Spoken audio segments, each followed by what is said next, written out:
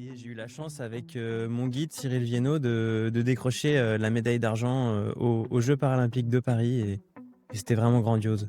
Je repousse les limites, je me dépasse et je pense que cette abnégation-là, si je l'ai pas, j'avance pas. Bah déjà, pour être un binôme performant, il faut déjà être un binôme pour moi qui a une relation humaine saine. Mon guide va me taper sur l'épaule et là, on a repéré le degré du virage en amont et je sais que je dois tourner par exemple à 90 degrés à droite. Donc dès qu'il me tape sur l'épaule, même sans voir la bouée, mais je sais que je dois me diriger à 90 degrés sur ma droite. Et donc en fait, on est vraiment tout le temps unis, que ce soit en natation, en vélo, en course à pied. Même en vélo, on a une chaîne qui nous unit. Et c'est vraiment ce lien-là qui est fort entre nous. Quand on arrive à 45 dans un virage, à 45 km/h dans un virage, si j'ai pas confiance en lui, je peux me crisper et éviter que le tandem se penche. Alors que c'est pas du tout ce qu'il faut faire. Il faut plutôt Mmh. aider, comme en moto. En triathlon, il y a quand même beaucoup, beaucoup, beaucoup de choses à appréhender et à anticiper pour être le plus performant possible. Et c'est important aussi de laisser de la liberté à chacun pour que chacun fasse ses entraînements. Quand je vais sentir que là, on va doubler un tandem et que là, il appuie plus fort sur les pédales et sans qu'il ait besoin de me le dire, je vais sentir qu'on va doubler. La confiance crée du relâchement. Quand j'ai confiance en lui et quand il a confiance en moi, ça crée du relâchement et c'est plutôt bénéfique pour la performance.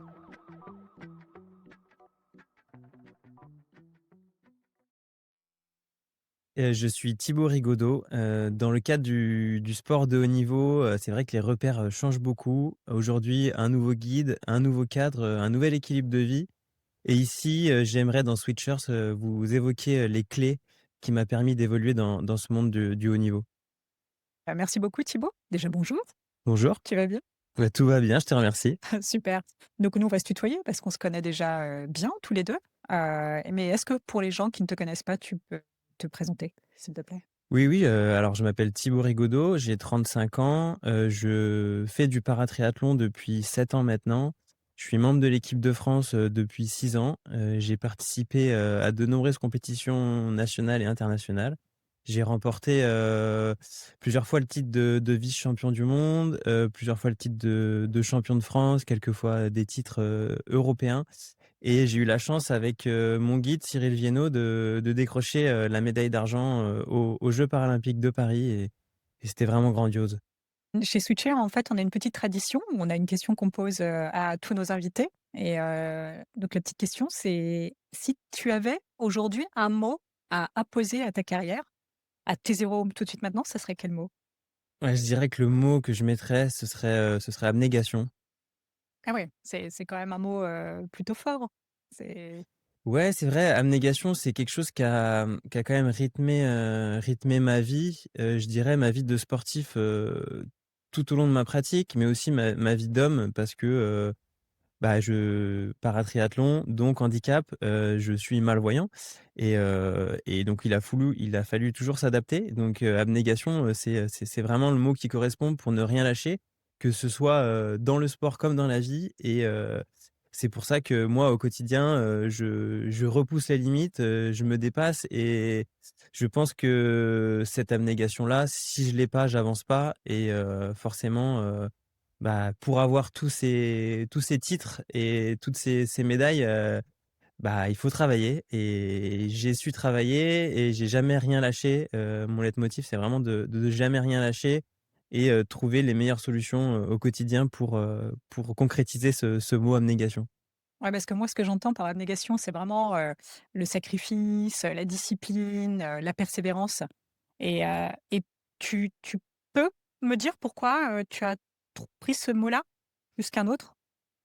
Eh bien, je dirais que j'ai pris ce mot-là parce que, on est toujours, sans cesse, dans l'adaptation dans le sport de haut niveau et comme tu disais, rigueur, c'est quelque chose qui caractérise, le sport de haut niveau et aussi, pour moi, j'ai, une particularité en plus que je dois gérer et cette rigueur-là, je l'ai encore plus parce qu'il faut, gérer le quotidien, gérer, les adaptations qu'il peut y avoir, que ce soit dans le sport, parce que le triathlon, ça requiert quand même beaucoup, beaucoup d'entraînement, trois disciplines, donc 3 fois plus d'entraînement et savoir, gérer son environnement, gérer son sport, son quotidien tout simplement pour avancer et puis pour performer surtout parce que moi l'objectif ultime, c'est d'être le plus performant possible sur les compétitions, au niveau international.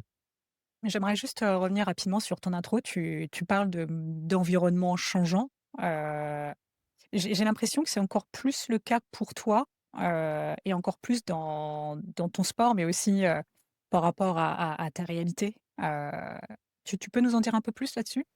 Ouais, c'est vrai que, l'environnement est changeant dans le triathlon parce qu'on s'entraîne, beaucoup en piscine, sachant que les compétitions se font en eau libre, donc soit en lac, soit en mer et c'est pas du tout les mêmes repères, que ce soit pour une personne valide comme pour moi.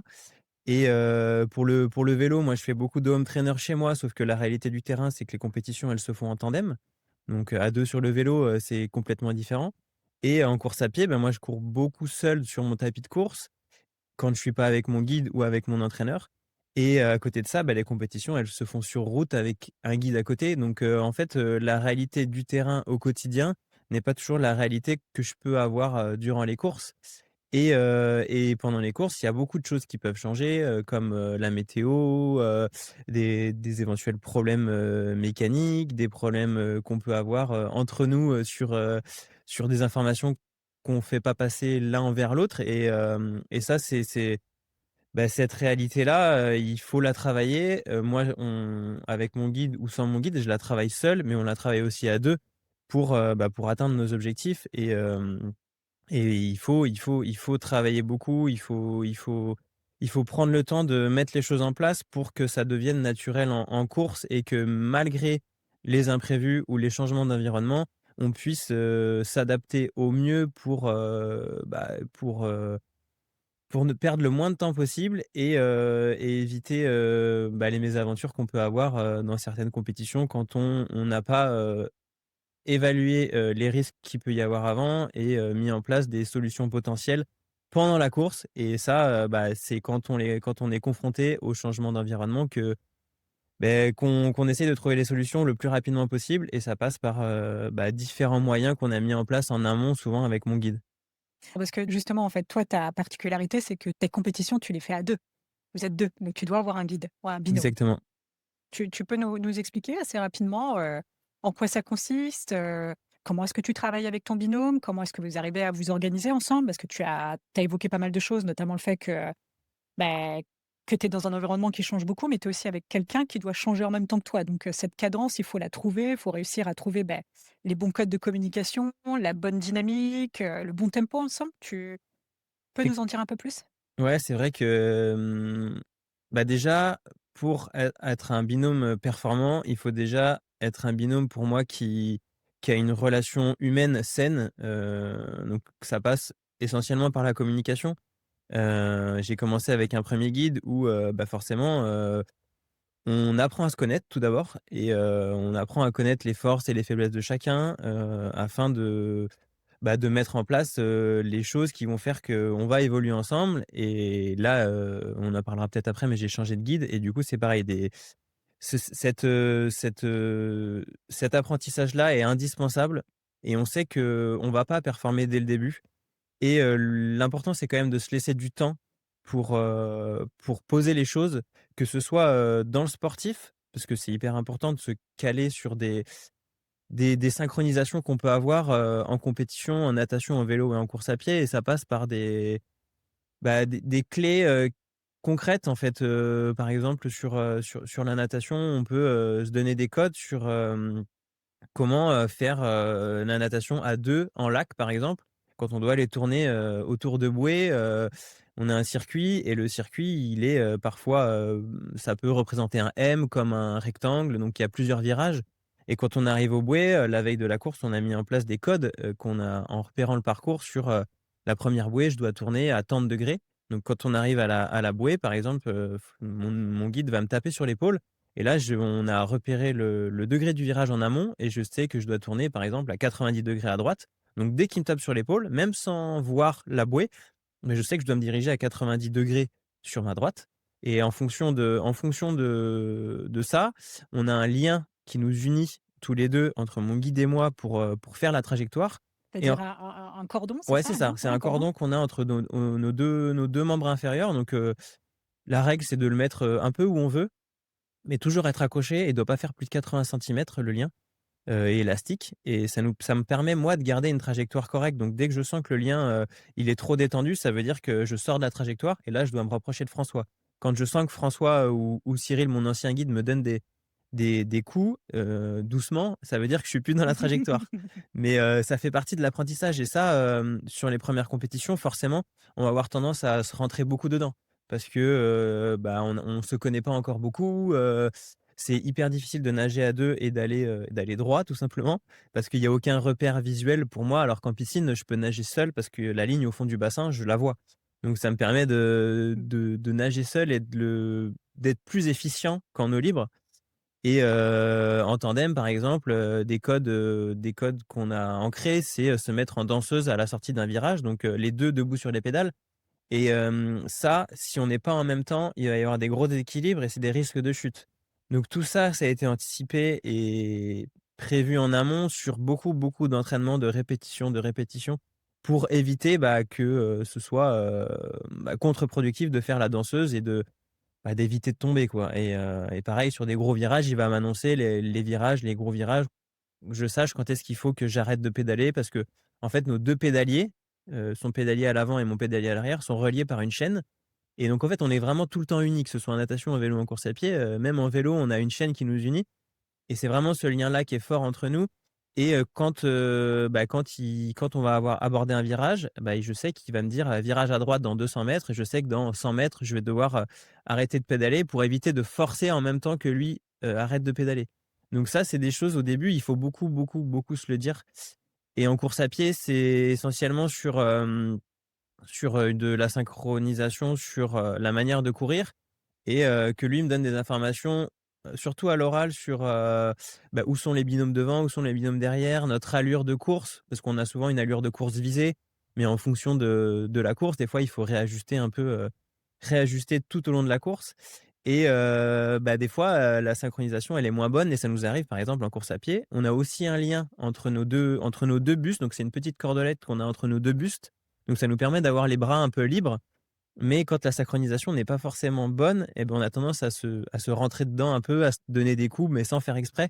Moi, je suis pas forcément la trajectoire optimale et ça peut m'arriver de dériver un peu sur mon guide et ça, bah, ça s on la fluidité, ça s'acquiert vraiment avec l'entraînement et c'est pour ça que bah, avoir un binôme performant, on peut pas être un binôme performant dès le début, en fait. Il y a beaucoup, beaucoup d'apprentissage à avoir et c'est ce qui est hyper important et c'est ce que je pense on peut lier aussi au monde de l'entreprise. C'est que ça peut pas être facile tout de suite. La gestion entre manager et ses équipes, c'est pas ça demande du temps et il faut se laisser le temps de trouver des tips pour, Ouais, des pour avancer, routines, ouais. Ouais, voilà, des c'est ça. routines, de Exactement. l'entraînement, de la préparation et en fait, ce que tu racontes me parle énormément parce que moi, j'ai passé une quinzaine d'années, dans des grosses structures où, j'ai, géré des gens, mais j'ai aussi eu des managers, et en fait, tout ce que tu me dis me parle énormément, notamment sur un retour de congé maternité et en fait, ça, c'est le retour de congé maternité, c'est un sujet qui touche énormément de femmes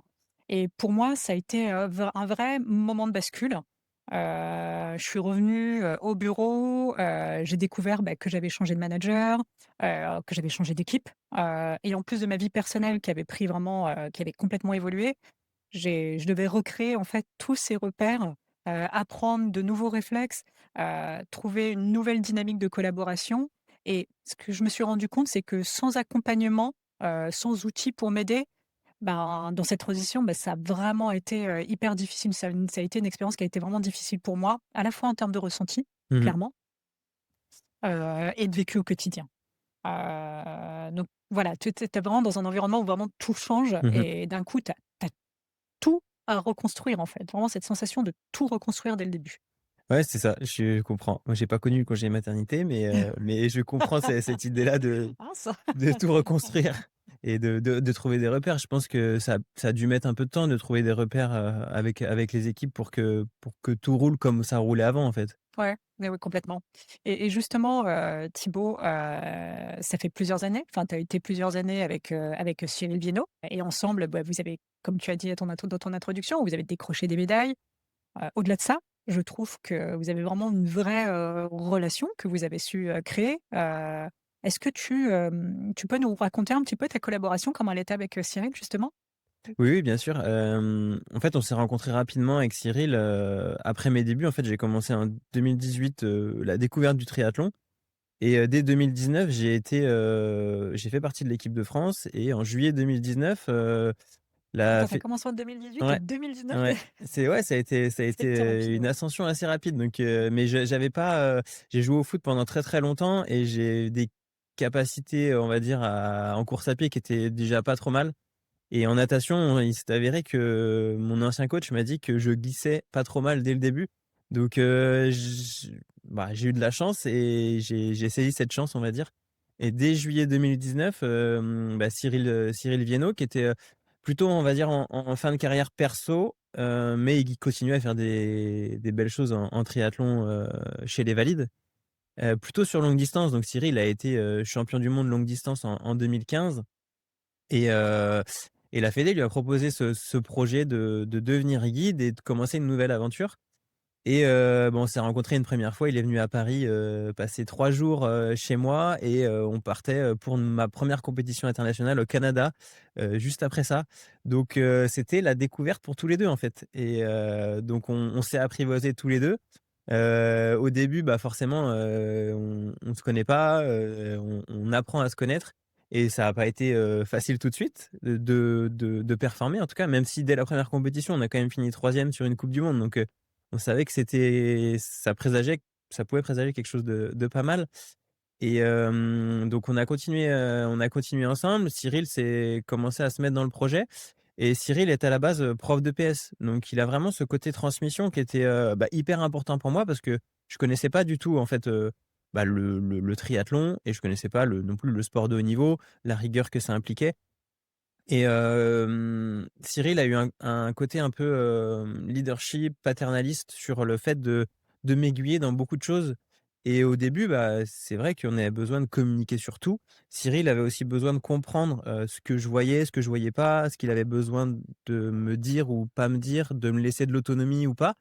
Et au fur et à mesure, en fait, la relation s'est créée et la relation de travail, la relation humaine et la relation de performance s'est créée essentiellement grâce, à la communication et aussi à la confiance que j'ai pu avoir en lui et qu'il a pu avoir en moi sur, le fait de quand je suis derrière lui sur un tandem, au début, je connaissais pas, mais il fallait que j'ai confiance parce que quand on arrive à 45 dans un virage à 45 kilomètres/h dans un virage, si j'ai pas confiance en lui, je peux me crisper et éviter que le tandem, se penche, alors que c'est pas du tout ce qu'il faut faire. Il faut plutôt, Mmh. aider comme en moto quand on est passager dans une moto, il faut aider, Faut accompagner voilà, le il faut geste. accompagner exactement et ça, on l'a acquis au fur et à mesure. Notre première année, elle a pas été, des plus belles en termes de résultats, mais on s'est tous les 2 dit qu'il y avait quelque chose à faire et la fédération nous a quand même, bien soutenus, sur ce projet-là.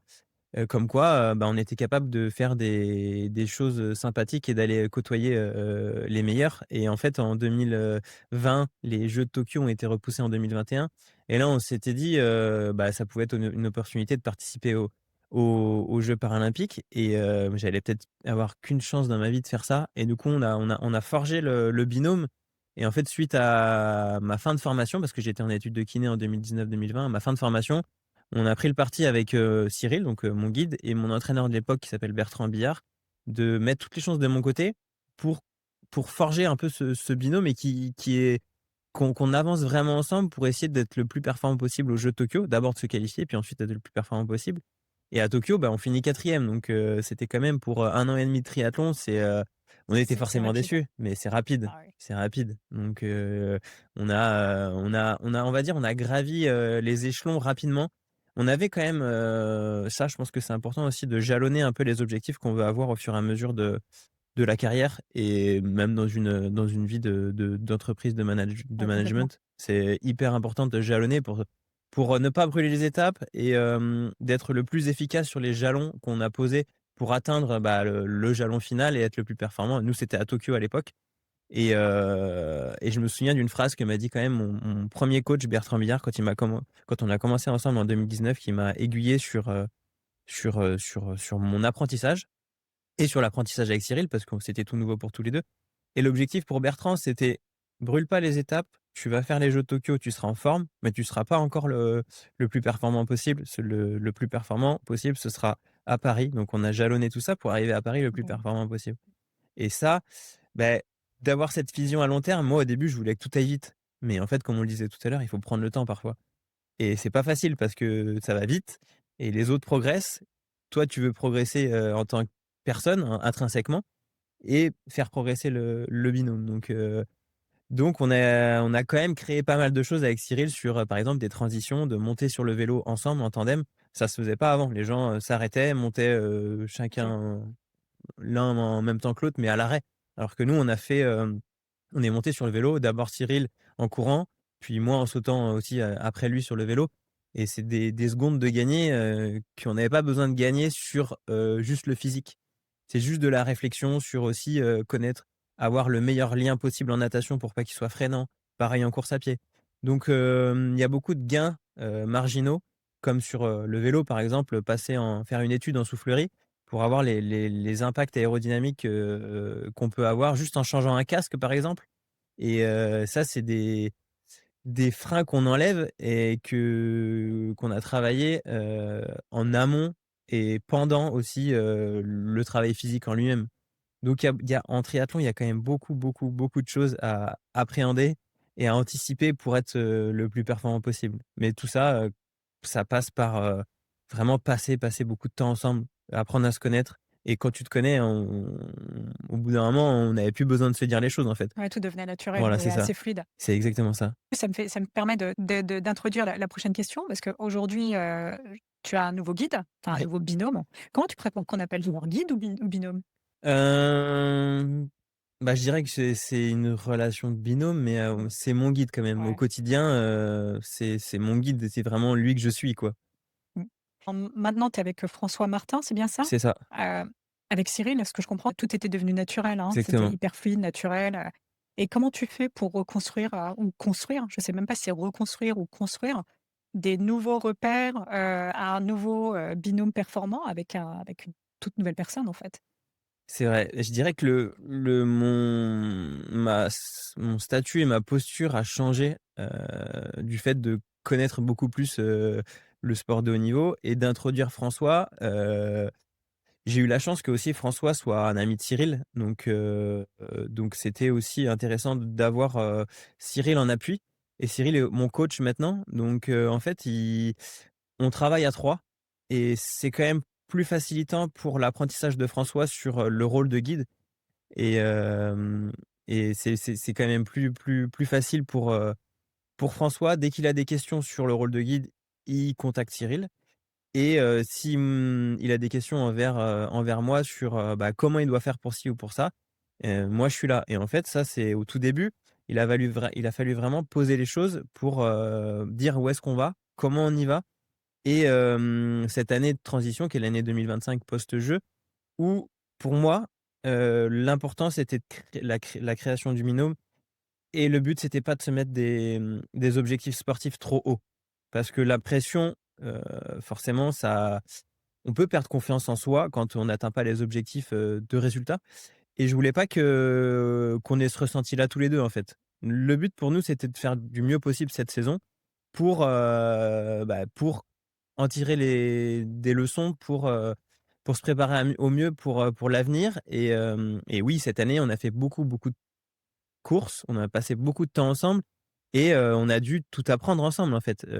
François, faire du tandem, la première fois qu'on a fait du tandem, début 2025, c'était, pour lui, source de stress parce que piloter quelqu'un, tu as la responsabilité de quelqu'un. Et il faut le faire performer la personne qui est avec toi. Et en fait, on a appris tous les codes qu'on avait mis en place avec Cyril, mais il a fallu prendre plus de temps parce que c'était naturel avant, mais là, ça ne l'était pas avec François. Et en fait, le temps qu'on passe ensemble, c'est du temps aussi, on apprend à se connaître l'un et l'autre, on apprend les caractéristiques de chacun, savoir comment se positionner par rapport à l'autre. c'est aussi quelque chose d'important. Bah, je pense que c'est la même chose en entreprise. Tu vas pas avoir la même discussion avec une personne ou une autre alors que tu veux aborder la même chose parce Mmh. que, tout le monde n'est pas réceptif de la même manière. Mmh. Et c'est le cas aussi. Cyril et François sont complètement différents. Cyril était beaucoup plus leadership, paternaliste, il m'accompagnait beaucoup plus. Alors que là, on est dans une relation où on s'apporte l'un à l'autre. On va dire que c'est 50-50 parce que François est aussi sportif, pro, en triathlon maintenant et il sait ce que c'est que s'entraîner fort. Mais s'entraîner avec un athlète malvoyant, c'est C'est notre histoire. un peu différent. Ouais, bien sûr. Il s'est rendu compte par exemple, une petite anecdote, on a fait une séance de course à pied où le but pour moi, c'était de courir à 18 km/h, 5 fois 1 kilomètre à 18 km/h et après lui a rajouté, 2 kilomètres pour faire, tout seul aussi rallonger un peu pour aussi travailler aussi pour lui, pour le perso, pour ses compétitions qu'il peut avoir à côté en perso, même s'il en a pas beaucoup. Mais il s'est rendu compte que courir à 19-19,5 à l'heure tout seul, ça lui demandait la même énergie que de courir à 18 à l'heure en étant en gestion de quelqu'un. Mmh. Et ça, c'est des choses, dont il s'est rendu compte au fur et à mesure. D'avoir la gestion de quelqu'un d'autre pendant une course, ça demande une implication, psychique et de concentration qui est d'autant plus important. C'est aussi pour ça qu'au début, bah, il a fait quelques erreurs et bah, moi, je lui en ai jamais voulu parce que c'est comme ça aussi qu'on apprend, c'est en essai-erreur et bah, ça a rarement été préjudiciable pour le résultat. Mais c'est comme ça, en fait. On sait que, pour l'instant, il y a des choses qui fonctionnent moins bien qu'avec Cyril, mais on sait qu'il y a le temps. Mmh. Les Jeux de Los Angeles, c'est en 2028. Donc la pression, on l'aura, à l'approche des Jeux. Mais pour le moment, le but, c'est de trouver des solutions qui nous font bah, pas perdre de temps et petit à petit, des solutions qui vont nous faire, gagner du temps et ça, je pense qu'aussi, moi j'ai confiance en lui, je pense qu'il a confiance en moi. On s'entraîne aussi chacun de notre côté, donc ça permet aussi que moi j'ai confiance en lui sur le fait il s'entraîne pour lui, pour ses compétitions, mais il s'entraîne aussi pour moi et j'ai pas forcément besoin de savoir ce qu'il fait au quotidien. On n'est pas H24 ensemble, donc on s'entraîne aussi chacun de notre côté et c'est important aussi de laisser de la liberté à chacun pour, bah, que chacun fasse ses entraînements, chacun, ait un retour, individuel et quand on est ensemble, bah, on fait tout ensemble et on essaye d'être le plus performant sur l'approche des compétitions, l'approche des entraînements en fait. Ce on évoquait ensemble, c'est qu'on s'était pas dit en fait, mais à chaque fin de grosses séances ou de grosses compétitions, c'est important de débriefer. Débriefer à chaud, mais débriefer aussi à froid. Parce qu'à chaud, on va avoir forcément on va être peut-être, beaucoup plus, pessimiste, beaucoup plus Mmh. dur avec Mmh. nous-mêmes, alors que dans le fond, il y a énormément de positifs à en retenir et après, c'est ce qui permet d'avancer pour gommer, les côtés négatifs pour être le plus efficient possible sur le reste du temps. J'ai une question par rapport à ça, ou une interrogation, c'est, quand vous avez construit, votre binôme tous les 2, est-ce que ça a nécessité de ta part qu'il y ait beaucoup plus de points de synchro, beaucoup plus de débriefs, sur vos performances, bah, sur vos entraînements que vous avez chacun de votre côté? Est-ce que tu as dû, heu, augmenter, ta communication, Ouais, je pense que ça a été indispensable de vraiment se dire beaucoup, beaucoup, beaucoup de choses au début.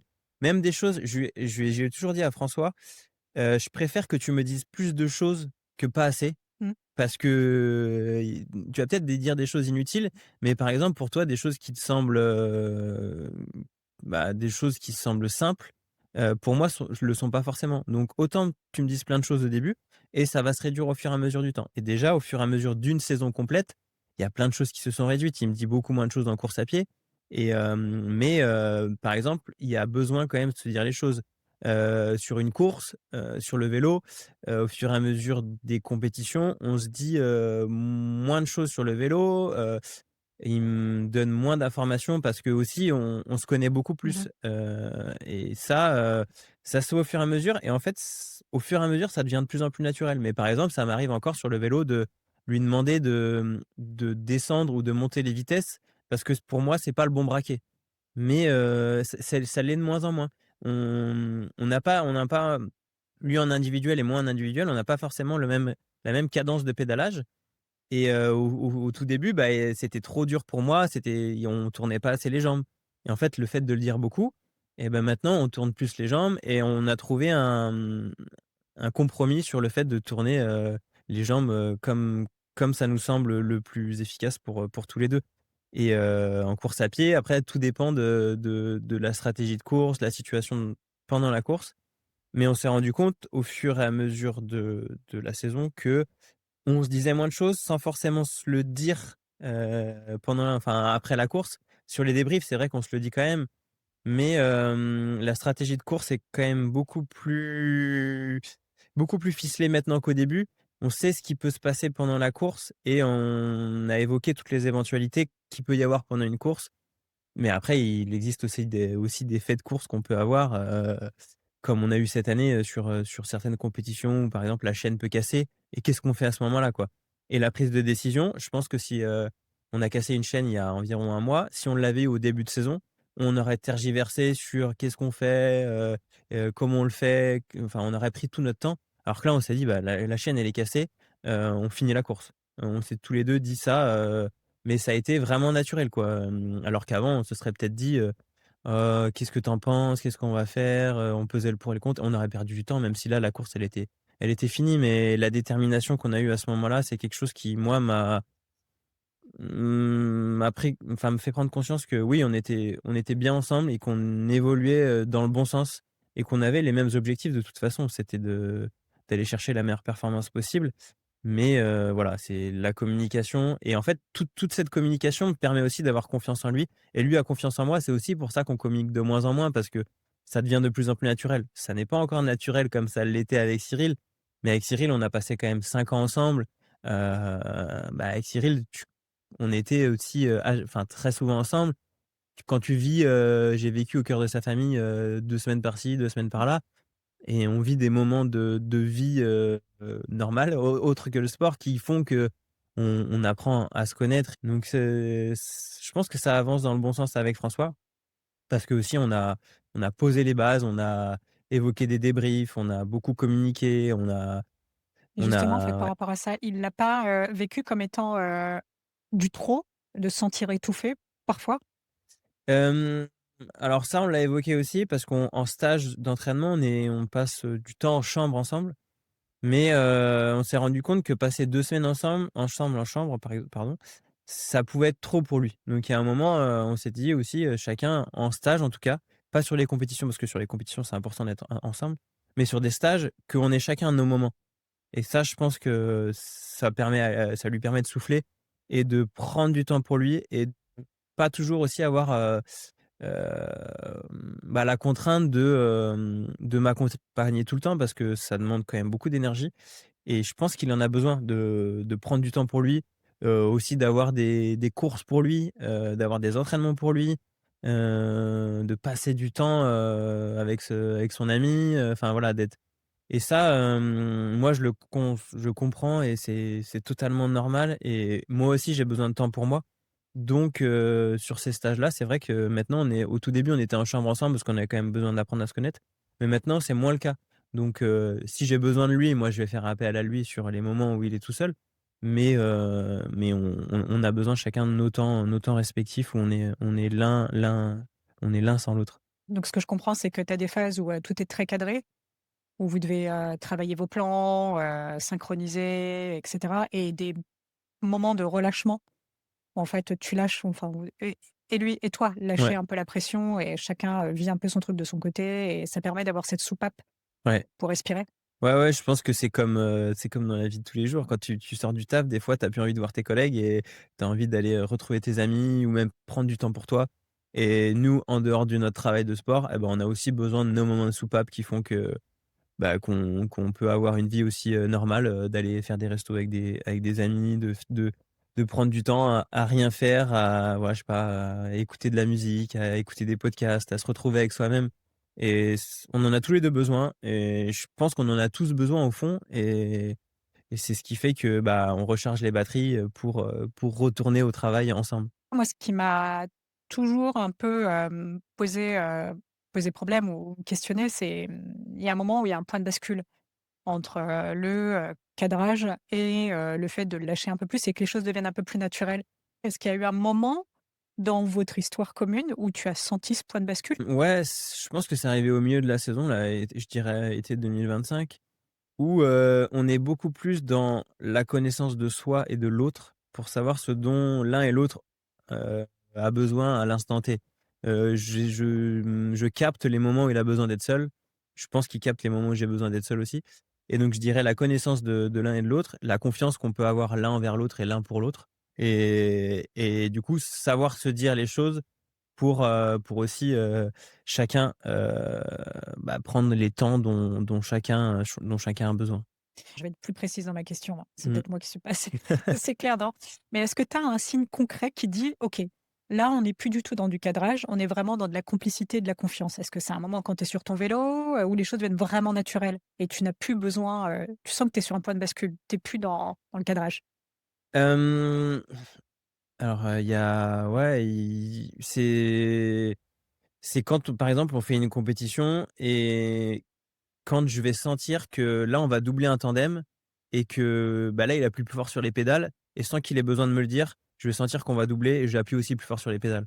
Des choses pareilles en course à pied, je vois pas le binôme qui est devant et si on va se rapprocher du binôme et là, il va me faire comprendre avec le lien qu'on a à la taille, il va me faire comprendre que, je sens le lien qui se tire et je sens là, c'est le moment d'accélérer. Sans forcément se dire les choses pour que l'autre binôme soit aussi surpris du fait qu'on accélère.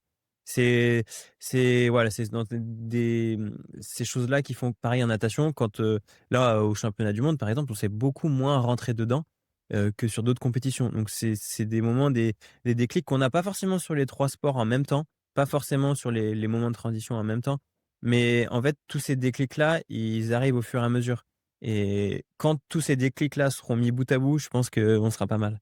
C'est j'ai l'impression que c'est là quand l'énergie, elle est plus consacrée à gérer, le cadre, mais qu'elle est là pour, plutôt créer de la valeur. C'est plutôt ça? Ouais, c'est ça, c'est ça. Il y a la confiance crée du relâchement. Quand j'ai confiance en lui et quand il a confiance en moi, ça crée du relâchement et c'est plutôt, bénéfique pour la performance et des fois, quand on est tout contracté, c'est contre-productif et le fait d'avoir ces déclics, ça permet d'être relâché et d'être, dans un bien-être, global et de pouvoir se donner au maximum tout en étant relâché. Thibaut, on arrive à la fin de notre échange. Est-ce qu'il y a un mot, de la fin que tu aimerais partager avec celles et ceux qui nous écoutent? Un conseil justement, sur ce qu'il faut, garder en tête quand tout change autour de soi? Oui, oui, oui, c'est vrai que quand tout change autour de soi, il faut prendre le temps. Il faut prendre le temps et répéter les choses. Moi, ça passe par l'entraînement. On répète, on répète, on répète et ça passe, et du coup, toutes ces répétitions vont ancrer de la fluidité dans moi, dans la communication que j'ai, dans la confiance que j'ai pour mon guide et voilà, on avance comme ça. Merci beaucoup Thibaut. Ce que tu partages là, c'est une vraie, leçon sur la façon dont on peut recréer de la confiance dans n'importe quel environnement et c'est aussi ce que tu transmets dans tes prises de parole en entreprise. Cette idée que, la performance, c'est avant tout une question de repères et de constance humaine. Et pour vous qui nous écoutez, je vous propose de rester encore un instant. On va maintenant décrypter ce que ce parcours nous apprend sur la manière de s'adapter, de retrouver des repères et de faire de chaque changement une opportunité. À tout de suite.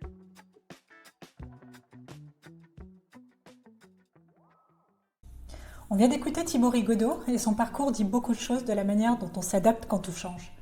Dans cette capsule, on va décrypter ensemble ce que son expérience peut nous apprendre du management, de la confiance et de la performance dans les périodes de transition. Ce qu'on vient d'entendre avec Thibaut, c'est bien plus qu'un récit sportif. C'est une vraie leçon sur la façon dont on retrouve ses repères quand tout bouge. Un nouveau manager, une équipe qui évolue, un cadre qui change et cette même question qui revient toujours.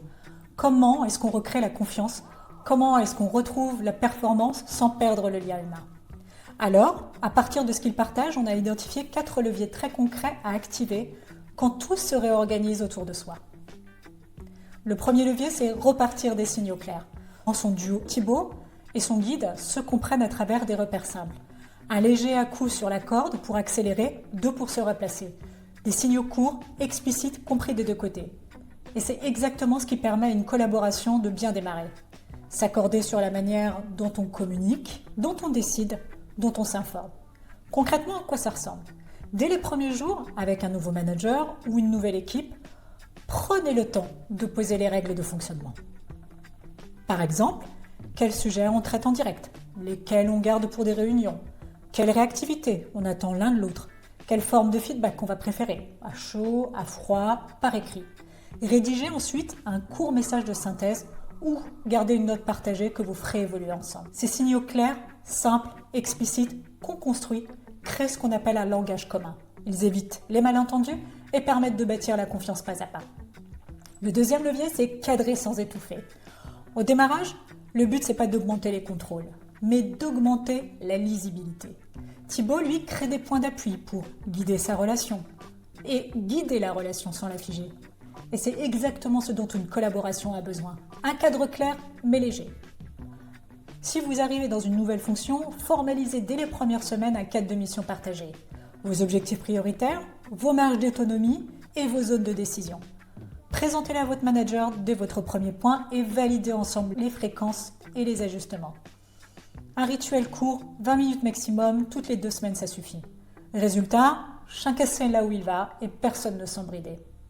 La confiance se construit sur cette transparence-là. Le troisième levier, c'est guetter les signaux de fluidité. Thibaut le dit très bien.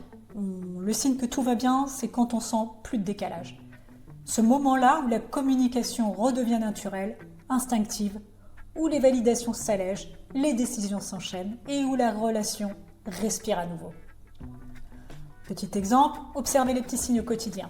Votre manager ne cherche plus à tout valider avant de décider, il vous consulte sur la stratégie plutôt que sur l'exécution, ou bien il va vous dire un truc très simple, c'est « vas-y, je te fais confiance ». Et ce sont ces signaux-là en fait qui montrent que la relation atteint un nouvel équilibre et quand vous les percevez, c'est le moment idéal pour proposer, innover et élargir votre marge de manœuvre.